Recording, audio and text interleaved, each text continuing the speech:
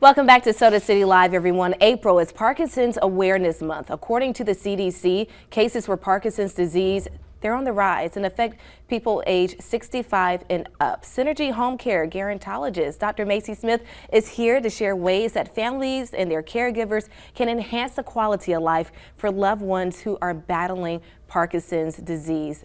Dr. Macy, thank you so much for being here. Thank you for having me always, Billie Jean. You always find a way to break down and talk about the importance of caregivers and what we need to do to help our family members who are battling with very tough diseases like Parkinson's. For people who are not familiar with exactly what Parkinson's is, what is that? Thank you for leading with that question, because Parkinson's still is very difficult to diagnose, but it is a progressive degenerative disease of the central nervous system.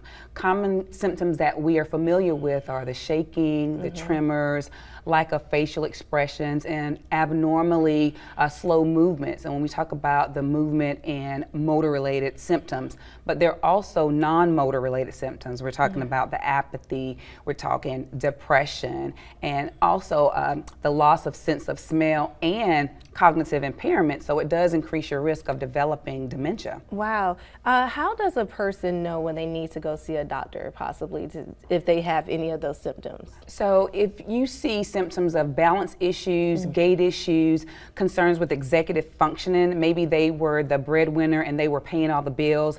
Now they're forgetting to pay bills. They're having difficulty making decisions and making choices. You want to seek attention from your primary care physician first, and then a neurologist, because it is a neurological condition. And I was wondering, how does that affect the memory? Because when I think about someone that was in my family that dealt with Parkinson's disease, I remember their memory wasn't up to par either. Right, and you know, because the brain is a part of the central nervous system. Right. And when we think about Parkinson's disease and cognitive impairment, it does affect mood as well. And so they could have some really brash changes in their emotions with no apparent triggers. And so when we talk about the central nervous system, the brain is definitely a part of that. What are some challenges of family members that are caring for their loved ones with Parkinson's disease that you see? Yeah, so you know, Parkinson's, because it affects their physical ability, typically early on.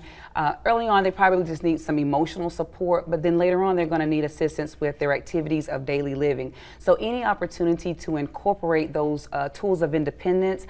So when it comes to personal hygiene, use the electric toothbrush. It's efficient, it's seamless. When it comes to dressing, incorporate elastic waist pants and the pullovers. Get rid of those buttons and zippers. Use Velcro, because you want to maintain their independence for as long as feasibly possible, but ensuring that it's not frustrating, because those things can cause agitation and frustration, and then that's when those challenging behaviors may come about. Wow, really good points. And I want to pull up some more points on our screen. These are 4 areas where you are able to, well, the other one, producers, if we can pull that up. There we go. 4 areas of focus to ensure the quality of life that you provided here for us. Can you break this down for us? So when we talk about medication management, you want to be sure that the person is taking their medications as prescribed, making sure that they're staying active throughout the day. Healthy diet is very, very important, because I'll tell you, Parkinson's comes along with some very uncomfortable medical conditions such as constipation. So you want to be sure that they have their fiber, drinking their water, and then that emotional support, because we got to think about it. It's still difficult to diagnose, and when you get that diagnosis, there is a sense of fear, and so we got to be sure that we're giving them as much comfort, realistic, attainable information, so that way they can make decisions to ensure their independence for as long as feasibly possible, because again, it could lead to dementia. And there's also some activities that we would like to pull up as well for our viewers to keep you informed about some activities to help with daily living as well. So when we think about just really coming in and ensuring that they stay independent for as long as possible, allow them to do as much as they can on their own, but bring in those tools of support whenever necessary. We're talking a bath bench and shower chair, those grab bars. If you need it, get it. Yeah. Really, really good.